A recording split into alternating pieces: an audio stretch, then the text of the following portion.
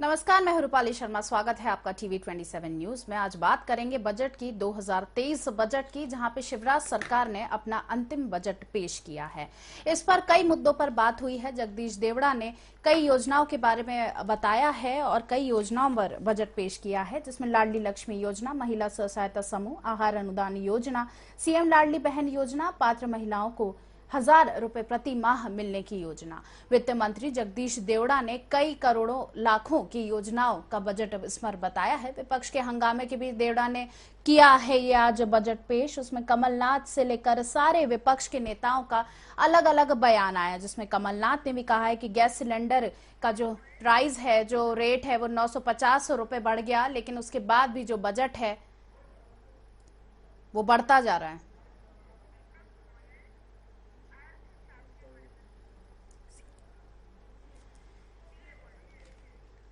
और इसी पर अधिक जानकारी के लिए हमारे साथ जुड़ गए हैं दीपक गोयल। दीपक गोयल, आपका बहुत स्वागत है टीवी 27 न्यूज में। दीपक गोयल, आपका स्वागत करते हैं और आज बजट के बारे में जैसे कि बात करेंगे कि बजट 2023 है आज और शिवराज सरकार ने अपना अंतिम बजट पेश किया है। क्या कहना चाहेंगे और इस पर आपका क्या विश्लेषण है? नहीं, एक अच्छा बजट है, यानी ग्रोथ रेट बढ़ा है, पर कैपिटा इनकम बढ़ा है, तो बाकी सब चीजें जो योजनाएं जन कल्याणकारी हैं वो चालू रखी गई हैं। तो यही सब एक्सपेक्टेड भी था और बजट जो लोग एक्सपेक्ट कर रहे थे बिल्कुल वैसा ही है। जी, जैसे कि आप आर्थिक मामलों के जानकार हैं, आप सीए हैं, हम आपसे जानना चाहेंगे कि इतने लाखों और करोड़ों की योजनाएं जो यहाँ पर बनाई गई शिवराज सरकार द्वारा और अलग अलग योजनाओं पे बात की गई है, जैसे देखा जाए तो लाडली लक्ष्मी योजना, महिला स्व सहायता समूह योजना से लेकर आहार अनुदान योजना, लेकिन देखा जाए कि इसमें आम जनता को कितना लाभ मिलेगा? और साथ ही साथ पूछना चाहेंगे आपसे कि देखा जाए तो शिवराज सरकार लगातार कर्ज भी लेती जा रही है, तो क्या इस पर असर आएगा?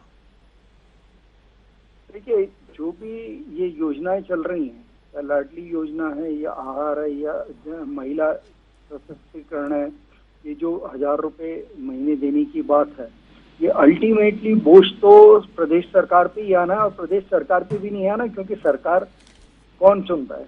जनता ही चुन रही है। तो बेसिकली वो जनता से लिया गया पैसा जनता को देने वाली बात है सब जी, लेकिन देखा जाए तो लेकिन देखा जाए तो पूर्व मुख्यमंत्री कमलनाथ का भी इस पर कहना है कि गैस सिलेंडर का जो आज रेट है वो बढ़ा दिया गया है, 900 से 950 रुपए कर दिया गया है। और दूसरी तरफ देखा जाए तो लाडली बहन योजना के तहत बहुत सारे इस पर घोषणा की गई है कि 1,000 रुपए प्रति माह बहनों को मिलेगा। इस पर क्या कहना है आपका? देखिए, 50 रुपए जो सिलेंडर के बढ़ाए गए वो एक अलग इशू है, क्योंकि जो प्राइसेस डिसाइड होती हैं वो प्रोक्योरमेंट प्राइसेस से होता है।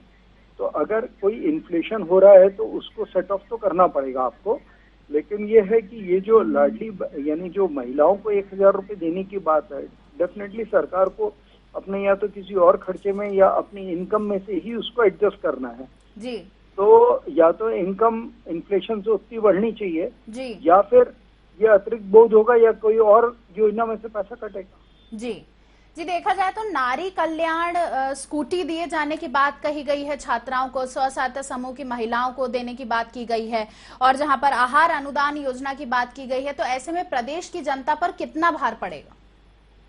देखिए, मेरा अपना व्यक्तिगत मानना ये है जी कि ये जो उपहार दिए जाते हैं जी, technically last year of elections में हर पार्टी घोषणा करती है, ये ठीक नहीं है। गवर्नमेंट को इस पर कोई फर्म स्टैंड लेना चाहिए कि भाई ये उपहार योजना और आखिरी साल में जो घोषणाएं होती हैं विपक्ष पक्ष दोनों करता है, यानी उसमें ऐसा नहीं है कि सरकार ने कर दी, बिल्कुल, यानी दोनों सारी जितनी भी पॉलिटिकल पार्टी होती हैं आज सब में होड़ लगी हुई है, हम ये फ्री देंगे, ये फ्री देंगे।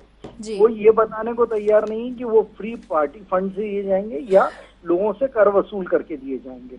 जी, तो ये जो भी बातें हो रही हैं कि स्कूटी दी जाएगी, 1,000 रुपए दिया जाएगा, अल्टीमेटली ये कर के रूप में ही लिया जाएगा ना लोगों से।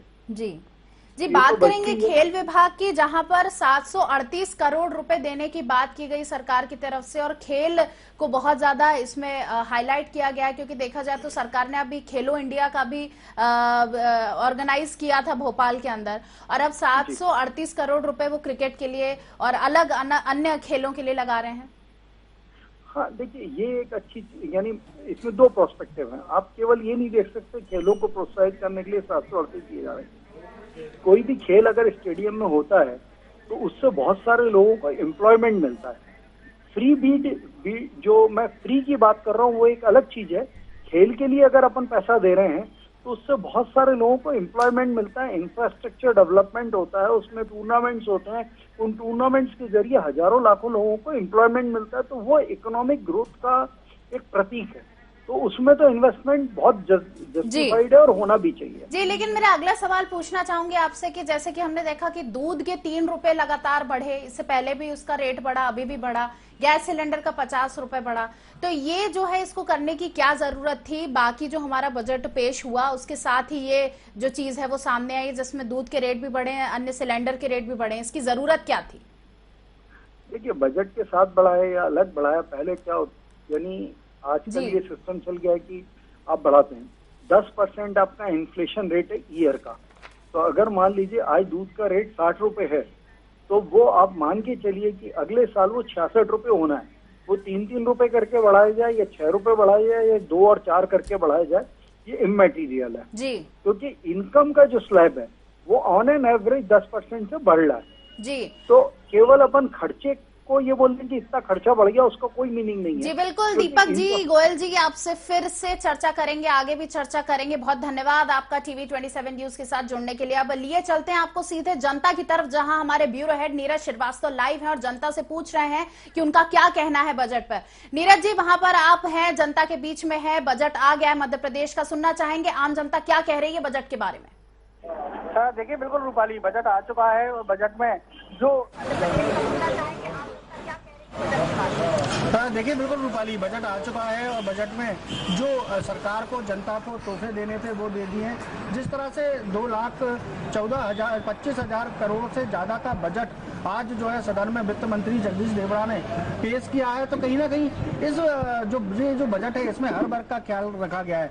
जिस तरह से यदि बात हम करें लाडली बहना योजना की, इसके लिए लगभग 8,000 करोड़ का प्रावधान रखा गया है। हालांकि नए कोई टैक्सेस फिलहाल नहीं लगाए गए हैं। इसके अलावा अधोसंरचना की बात करें तो अधोसंरचना यानी कि सड़कों के निर्माण के लिए, पुल पुलियाओं के निर्माण के लिए अलग से व्यवस्था की गई है। हवाई अड्डों की बात करें तो हवाई अड्डों के लिए व्यवस्था की गई है। तो काफी जो चुनावी बजट कहीं ना कहीं ये जो पूरा बजट है नजर आ रहा है, क्योंकि किसानों के लिए भी एक अच्छी खासी रकम की, चाहे वो पशुपालन हो, कृषि हो या फिर अन्य कोई भी व्यवस्था जो कृषकों से जुड़ी हुई है, उसके लिए भी यहाँ पर प्रावधान किए गए हैं। साथ में जो लाडली लक्ष्मी जो बेटियां हैं वो यदि अच्छे नंबरों से पास होती हैं, टॉप करती हैं, तो उनको स्कूटी देने का प्रावधान किया गया है।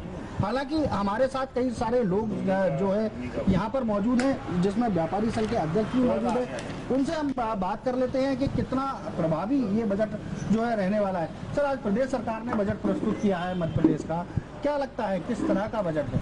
देखिए, प्रथम दृष्टया जो अभी बजट की खबरें बाहर निकल कर आई हैं, तो निसंदेह चूँकि ये चुनावी समर है तो इसको चुनावी बजट कहना तो ज़्यादा उचित होगा। और मुझे ऐसा लगता है देखकर कि इसमें सबको खुश रखने का प्रयास किया गया है। चूँकि मैं कोलार व्यापारी महासंघ का अध्यक्ष हूँ, तो एक व्यापारी होने के नाते एक ये सरकार को बधाई देता हूँ कि इन्होंने कोई नए करों का व्यापारियों के ऊपर रोपण नहीं किया है।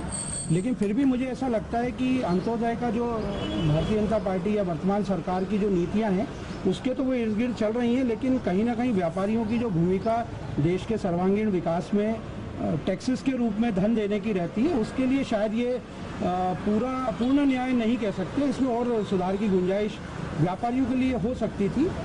चूँकि अभी बजट का विश्लेषण करना जल्दबाजी होगा, क्योंकि उसकी बहुत सारी चीज़ों का अध्ययन करना शेष है।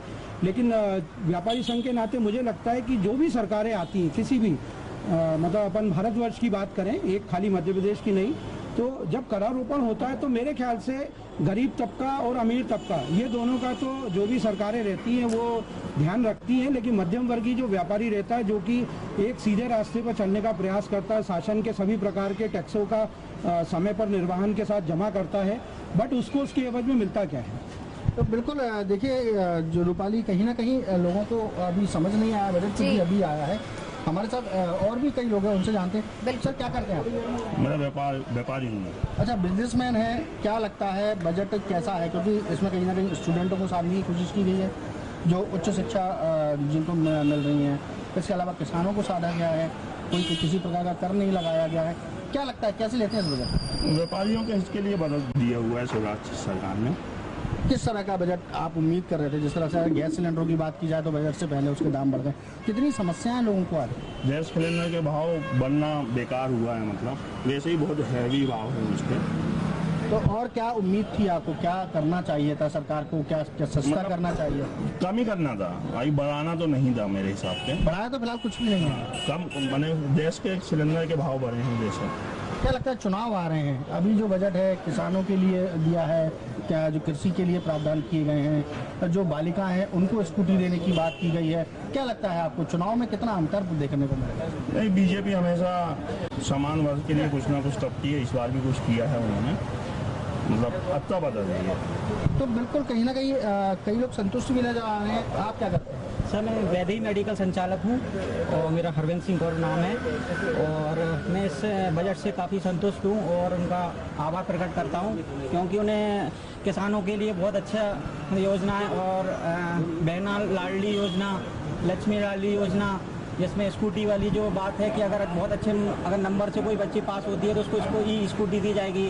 और अपने कन्या जो अपना योजना जो है अभी 1000 मंथ जो देना स्टार्ट कर रहे हैं, वो वाली योजना सारी बहुत अच्छा बजट है मेरे हिसाब से, तो सभी वर्गों के लिए। तो कहीं ना कहीं सभी वर्गों के लिए अच्छा बजट हो रहा है। बाबूजी काफ़ी नाराज नजर आ रहे थे, क्योंकि इससे पहले मेरी बात हुई थी, भोपाल के विकास को लेकर कहीं ना कहीं उनमें नाराजगी देखने को मिली थी। लेकिन मैं कुछ जो बजट जो आया है उसमें अधोसंरचना के लिए भी कुछ पैसा सरकार ने दिया है, तो क्या लगता है कहाँ कमी है?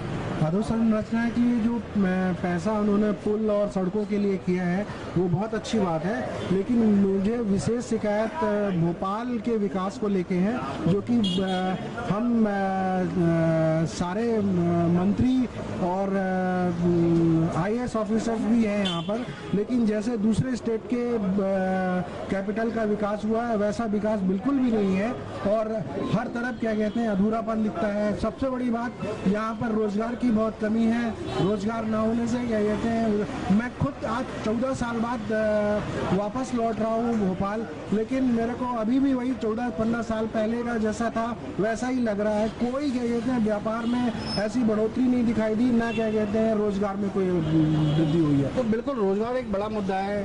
सर क्या करते हैं आप? मैं सेवानिवृत्त हूँ, डॉक्टर अरुण कुमार तिवारी नाम है मेरा। अच्छा, जैसे सेवानिवृत्त हैं आप, तो क्या लगता है महंगाई लगातार बढ़ती जा रही है, बजट फिर से प्रस्तुत हो गया प्रदेश सरकार का भी, केंद्र सरकार का भी, तो महंगाई की मार कितनी जनता के ऊपर है और सरकार को क्या करना चाहिए था, क्या नहीं? जो महंगाई की दर है वो नियंत्रित है। अगर दूसरे देशों के कंपैरेटिवली देखें जहाँ की इकोनॉमी पूरी तरह से ध्वस्त हो चुकी है, चाहे वो अविकसित हों या विकसित हों, अमेरिका, फ्रांस, जर्मनी, सभी की इकोनॉमी नीचे जा रही है, उस समय सरकार द्वारा समाज के सभी वर्गों को छापते हुए जो बजट प्रस्तुत किया गया है वो बहुत प्रशंसनीय है। और ऐसी परिस्थितियों में जब कोरोना के उससे निकल के हम लोग 19-20 में आए और वैश्विक परिस्थितियां लगभग प्रतिकूल हैं, प्राकृतिक क्षण आपदाएं हों या युद्ध के माहौल हों, ऐसी परिस्थिति में संतुलित रखना और थोड़ा बहुत देखिए महंगाई तो टाइमली बढ़ती है, हर चीज़ की कीमत बढ़ती है। आज हम अगर देखें सारे एसेट तो सभी में ये दिखेगा कि साल दर साल वृद्धि होती है, लेकिन फिर भी महंगाई नियंत्रण में ये सबसे खुशी की बात है। और सारे ही जितने भी समाज के अंग हैं उनके लिए बजट में कुछ ना कुछ दिया गया है। SMSC हो, चाहे आपके विद्यालय के विद्यार्थी हों या किसान हो या मजदूर हो, और नया कराधान नहीं करना ये सबसे स्वागत योग्य कदम है। और मेरे ख्याल से हम देखेंगे कि 1-2 साल में इसका हमको नतीजे आर्थिक उसमें GDP में, मध्य प्रदेश की GDP में जरूर छोड़ देगा। बिल्कुल रूपाली, देखिए लोग कहीं ना कहीं पहले की अपेक्षा काफ़ी समझदार हो गए हैं, लोगों को मालूम है कि GDP क्या होता है, किस तरह से कोरोना का जो समय था वो फेस किया। कुछ महिलाएं भी हमारे साथ में हैं, उनसे बात करेंगे। मैडम, सिलेंडर के दाम एक बार फिर बढ़ गए हैं, नया बजट प्रदेश सरकार ने फिर दे दिया है, हालांकि किसी प्रकार का कोई कर नहीं लगाया है, कोई चीज़ सस्ती नहीं की है, लेकिन जो बच्चियां हैं जो उच्च शिक्षा ले रही हैं उनके लिए स्कूटी देने का प्रावधान रखा है। हर वर्ग की महिला को 1000 रुपये हर महीने देने के लिए कहा गया है इस बार। तो क्या लगता है किस तरह का ये बजट बहुत अच्छा है। बस दाम बढ़ने से हर महिला परेशान तो होगी ही, ये तो निश्चित है, लेकिन फिर भी बजट बहुत अच्छा है और महिलाओं के लिए जो काम हो रहे हैं वो तो बहुत अच्छे हो रहे हैं। सबसे पहले तो लाडली लक्ष्मी बहन जो नया है उसके लिए बहुत बहुत धन्यवाद है मुख्यमंत्री जी को। और दूसरी बात की लाडली लक्ष्मी योजना है उसकी भी बच्चियां अभी हमने प्रमाण पत्र भी दिया हुआ है विधायक जी ने। और बहुत अच्छा बजट है, ऐसे इससे कोई परेशानी नहीं है। देखिए सैलरी इतनी ज़्यादा है अभी कि महंगाई तो कहीं घटती ही नहीं है, सीधी सी बात है। क्योंकि जिस वे में महंगाई बढ़ रही है उसी वे में तो सैलरी भी तो लोगों को मिल रही है ना। हाँ ये है कि छोटा तबका जो है गरीब वर्ग है वो भी थोड़ा परेशान है, लेकिन उसके लिए बहुत सारी योजनाएं हैं सरकार की। अनाज दे रहे हैं उनको, मजदूरी अच्छी मिल रही है, तो मुझे नहीं लगता कि कोई परेशानी होना चाहिए। तो बिल्कुल रूपाली, जिस तरह से सरकार ने भी कहा है कि इन वर्षों में प्रति व्यक्ति आय जो है वो कहीं ना कहीं बढ़ी है। एक महिला और है मेरे साथ, क्या लगता है बजट को लेके क्या सोचते हैं? बहुत अच्छा कर रहे हैं बजट के बारे में।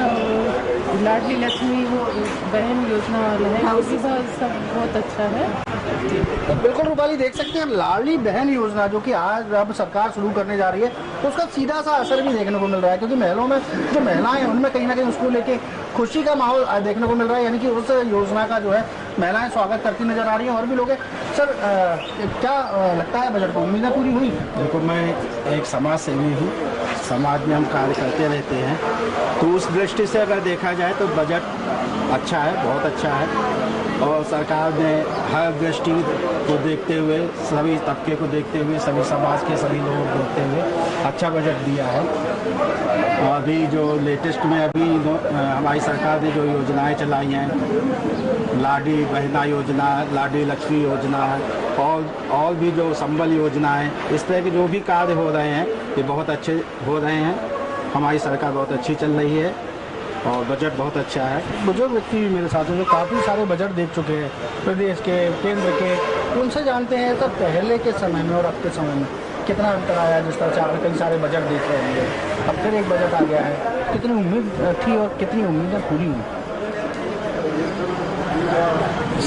कोई भी सरकार जो बजट बनाती है बहुत धन्यवाद नीरज श्रीवास्तव जी। और विगत हम कई वर्षों से देख रहे हैं मध्य प्रदेश के अंदर विकास तो हो रहा है, रोड निर्माण हो रहे हैं, अधोसंरचना हो रही है, तो निश्चित रूप से सरकार कार्य करती है। फिर भी हमारे भारत की और मध्य प्रदेश के विशेषकर युवाओं को रोजगार भी मिलना चाहिए। और रोजगार के लिए जब तक व्यवस्थाएं नहीं बनेंगी, नए नए स्रोत नहीं खुलेंगे, नई नई फैक्ट्रियां नहीं खुलेंगी, तो तब तक युवाओं को रोजगार नहीं मिलेगा। जब आज का युवा रोजगार से कहीं लग जाएगा तभी उसको कोई उम्मीद लगती है। युवा भटक रहा है, युवाओं की व्यवस्था पहले होना चाहिए। कई बजट में कुछ चीज़ों को शामिल नहीं किया गया, जैसे युवाओं का रोजगार है। अब जैसे मठ मंदिरों की जो बजट है वो कम कर दिया गया है। कई बजट ऐसे हैं जो उसमें होना चाहिए। ग्रामीण में व्यवस्था किस प्रकार होना चाहिए, सांस्कृतिक कार्यक्रमों के लिए व्यवस्थाएं बजट बनना चाहिए। तो सरकार ने बजट तो ठीक चल रही है काम, बिना बजट के काम तो होता नहीं है, लेकिन उस बजट में जनता से राय लेकर के और कई समाज सेवियों के माध्यम से राय लेकर के भी बजट बनना चाहिए। उससे बजट बहुत धन्यवाद नीरज श्रीवास्तव जी हमारे साथ बने रहने के लिए और हमें जानकारी देने के लिए। जनता क्या कह रही है बजट पर? मध्य प्रदेश विधानसभा बजट सत्र जो है आज उसकी घोषणा हो गई है। आज शिवराज सरकार का आखिरी बजट था और देखा जाए तो जनता की भी राय अलग अलग मानी जा रही है। कई महिलाएं खुश हैं तो कई लोग बड़े नाराज हैं इससे। और इसी पर और बात करने के लिए और चर्चा करने के लिए हमारे साथ कांग्रेस प्रवक्ता आनंद तारण जुड़ गए हैं। बहुत स्वागत है आपका टीवी 27 न्यूज में। नमस्कार आनंद जी। तो जैसे कि देखा कि आज हमारा जो मध्य प्रदेश का बजट सत्र पेश हुआ है, शिवराज सरकार का ये आखिरी बजट था, इस सरकार का आखिरी बजट था, क्या इस पर कहना चाहेंगे? अलग अलग योजनाओं के बारे में बात की गई है। देखिए बजट तो बहुत 3.25 लाख करोड़ के लगभग पेश किया गया है, लेकिन एक बात है कि बजट पेश करने के पहले ही 50 रुपए सिलेंडर पर बढ़ा दिए, 350 रुपए कमर्शियल सिलेंडर पर बढ़ा दिए, 2 रुपए दूध पर बढ़ा दिए। तो भाई जनता तो पिस रही है। आपने बजट तो बहुत अच्छा कर रहा है। दूसरा ये है कि आप बड़े बड़े निर्माण की बात कर रहे हैं, आप ये बताइए कि हम स्कूलों में एक शिक्षक दे पा रहे हैं मुश्किल से, वो अब हम सैकड़ों स्कूल हैं, हजारों स्कूल हैं जिसमें केवल एक ही शिक्षक है। दवाइयों का अभाव है हॉस्पिटलों में जी। लेकिन सीएम शिवराज सिंह चौहान का कहना है कि कोविड होने के बावजूद भी विकास दर 16.34% का मुनाफा हुआ है। देखिए हम क्या व्यापारी हैं जी? हमारी सरकार है कि हम मुनाफा देख रहे हैं। हम ये नहीं देख रहे कि जनता पिस रही है, जनता आत्महत्याएं कर रही है, जनता बेरोजगार है, जनता को खाने के लिए नहीं मिल रहा है। अगर हमने एक टुकड़ा किसी को दे दिया तो हम समझ रहे हैं कि हम बहुत अच्छा काम कर रहे हैं। हम ये नहीं देख रहे कि आज जो हॉस्पिटल है, हॉस्पिटलों में लोगों को दवाइयां नहीं मिल रही, लोग परेशान है। जो ट्यूबरकुलोसिस की दवाइयां उनका अभाव है। जी आनंद जी, हमारे साथ बीजेपी प्रवक्ता गोविंद मालू जी भी जुड़ गए हैं चर्चा करने के लिए। गोविंद जी, जैसे कि आज पता है कि मध्य प्रदेश का बजट सत्र है, बजट पेश हुआ है और शिवराज सरकार का ये आखिरी बजट था। उसमें हमने देखा कि कई तरह की योजनाएं हुई हैं। सबसे ज्यादा इसमें लाडली बहन योजना को फोकस किया गया है और विपक्ष ने सबसे ज्यादा इसी पर सवाल उठाए हैं कि लाडली बहन योजना को कि उसमें महिलाओं को आप 1000 रुपए तो दे रहे हैं, लेकिन उसकी दूसरी तरफ गैस सिलेंडर के प्राइस बढ़ा दिए गए हैं, जो कि 50 रुपए बढ़ गया है। दूध के प्राइस बढ़ा दिए गए हैं। इस पर क्या कहेंगे आप? देखिए, विपक्ष को कोई अनुभव नहीं है। मैं समझता हूँ इकोनॉमिक्स भी नहीं समझते हैं, अर्थशास्त्र का होता है उनका ध्यान नहीं है। इस ढंग से सामाजिक कल्याण की योजनाओं के लिए एक बड़ा बजट का रखा गया है, शरीफ करना चाहिए। कैपिटल एक्सपेंडिचर के साथ तो सामाजिक और उसके अलावा है तो भाड़े के साथ ही होंगे। तो रोजगारोन्मुखी बजट है, युवाओं के लिए, महिलाओं के लिए और समाज हर को छुआ है और कोई नया कर नहीं थोपा है, कोई नए कर से। लेकिन सरकार ने अपनी इसमें कैसे प्राप्तियां ज्यादा बढ़ाएं, कैसे रेवेन्यू बढ़ाया जाए। जी, लेकिन एक आम जनता की बात की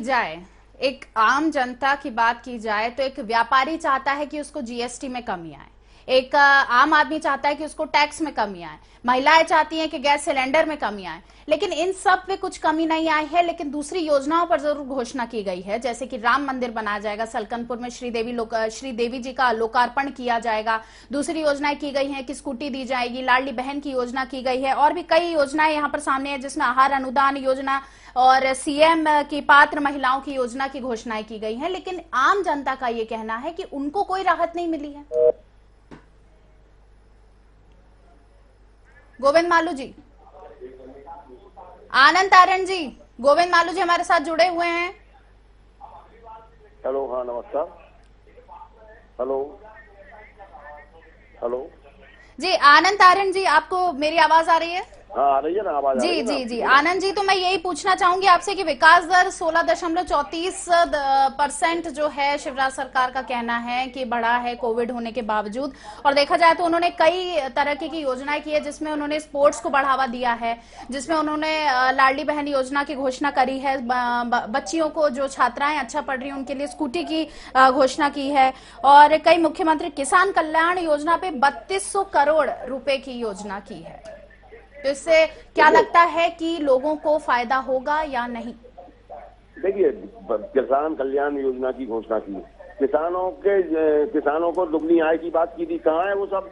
अरे भाई, बात है तो आप बहुत कर लेते हैं, लेकिन जमीन पे धरातल पे कहाँ ये सब चीजें जमीन पे आना चाहिए। दूसरा ये है कि लाडली बहन की या लाडली लक्ष्मी की बात करी, जो आज हम उन्हें महिलाओं को जो विधवा पेंशन देते हैं वो तो आज दे ही नहीं रहे हैं, तो सब बंद पड़ी है, लोग भटक रहे हैं, महिलाएं भटक रही हैं। तो ये जो बातें करते हैं केवल घोषणा बील सरकार है, ये जमीन धरातल पर कुछ नहीं है। किस तरह से अराजकता का माहौल है चारों तरफ, कोई लाइन आर्डर नाम की चीज नहीं है, लोग परेशान है, बेरोजगार घूम रहे हैं, महंगाई चरम सीमा पर है। तो ये कैसा है, आज पूरे अडानी के चक्कर में पूरे लोगों का शेयर बाजार डाउन हो गया। बहुत सारे लोग ऐसे हैं जो परेशान है और ऐसा नहीं हो कि जहाँ सैकड़ों की लाइन लग जाए आत्महत्या करने वालों की, क्योंकि शेयर जिन लोगों ने खरीदे उन सबको लग रहा था कि अडानी बहुत ऊपर जा रहा है, उसका शेयर कर रहे हैं। तो हजारों लोगों ने, हमारे प्रदेश के हजारों लाखों लोगों ने शेयर खरीदे। तो ये जो सरकार है जो इस तरह की बातें करती, हम तो कह रहे हैं दूध की कीमत, आपने बजट आने के पहले दूध की कीमत 2 रुपए बढ़ा दी, आपने गैस सिलेंडर की 50 रुपए बढ़ा दी, आपने कमर्शियल सिलेंडर की 350 बढ़ा दी।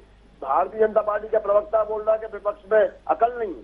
क्योंकि ज्ञान नहीं है उनमें, मतलब हमें ज्ञान सिखा रहे हैं वो। अरे भाई, ज्ञान की तो आवश्यकता आपको और जनता सिखा देगी। आप विकास की बात कर रहा है, विकास यात्रा निकाल रहा है, किस तरह से आपका स्वागत कर रहे हैं लोग, चारों तरफ विरोध हो रहा है, पूरे प्रदेश में विरोध हो रहा है, लोग भगा रहे हैं और हम नाच गाने करवा रहे हैं। मतलब आप देखिए तो क्या स्तर आ गया है भारतीय जनता पार्टी का, नाच गाने करवा रहे हैं, लोगों को रिझाने की कोशिश कर। जी, लेकिन देखा जाए तो इसमें कई घोषणाएं राम मंदिर को लेकर, संत रविदास ग्लोबल स्किल पार्क बनाने को लेकर, इस तरीके की भी कई योजनाएं हैं, जिसमें सलकनपुर में श्रीदेवी जी का लोकार्पण भी होना है।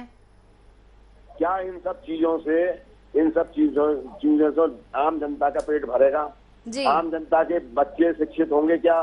जो आज हम देखते हैं कि स्कूलों में टीचर नहीं है पढ़ाने वाले, सरकारी स्कूलों में टीचर नहीं है, तो फिर क्या जाएगा, कहाँ जाएगा? आज तो पूरा व्यापार ही हो गया, शिक्षा व्यापार। तो भैया लोगों, जो गरीब आदमी उसके साथ क्या होगा, उसके साथ हम क्या व्यवहार कर रहे हैं? ये सब चीजें बहुत गंभीर बात है, देखने वाली बात है कि हम उनको क्या दे पा रहे हैं। जी, बहुत धन्यवाद आनंद तारण जी हमारे साथ जुड़ने के लिए और इस बातचीत में शामिल होने के लिए।